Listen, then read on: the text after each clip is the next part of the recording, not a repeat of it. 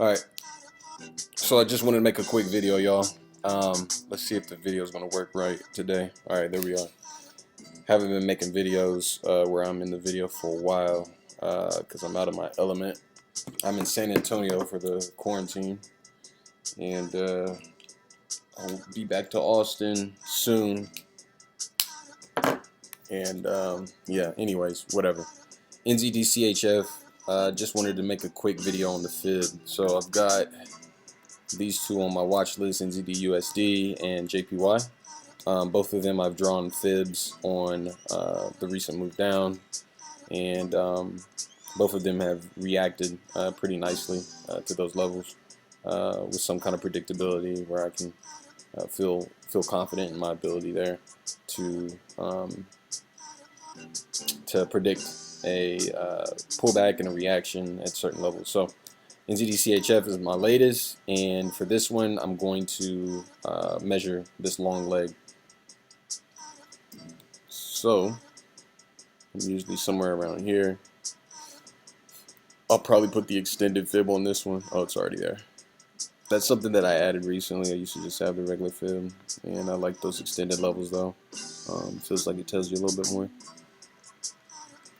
So I'm gonna look for something like this on the daily chart. So this guy, obviously for today, we didn't react yet. Today's not over. We still got an hour and a half before the next bar is printing. So we'll see what happens at this level. I would look for like a reversal rejection candle right here to then get in on the next day. But it might be actually going up to the 50 EMA along with the 50% fib.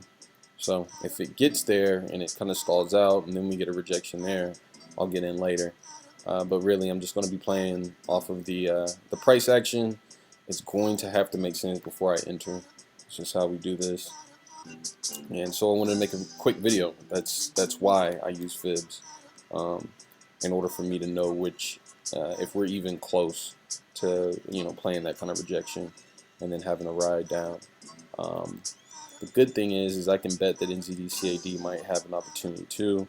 This one is a lot choppier than the other pairs, so I'm not even going to put that on the watch list. These are old watch list items, and I'll clean that up. But I'll be making more videos as I go through the rest of the pairs. This is all I've gotten to, and I've seen that the NZD pairs are all coming off of big drops, big legs that were bottomed out, and then we're trying to figure out what's going to happen next. So this JPY thing looks like a quick little channel trade, nothing crazy, not like a breakout or anything, but maybe just a quick couple pips down, several pips down because it's a daily chart, of course. NZD USD, same kind of thing, nothing crazy, but yeah, that's what I'm gonna look for. Of course. Listening to Alchemist instrumentals today. Anyways, that's what we're looking for, guys. I'll be making some more videos. Kind of, you guys know me. I want to set traps. I don't want to jump into anything live necessarily, but I'll continue to set traps and see what happens. All right, peace.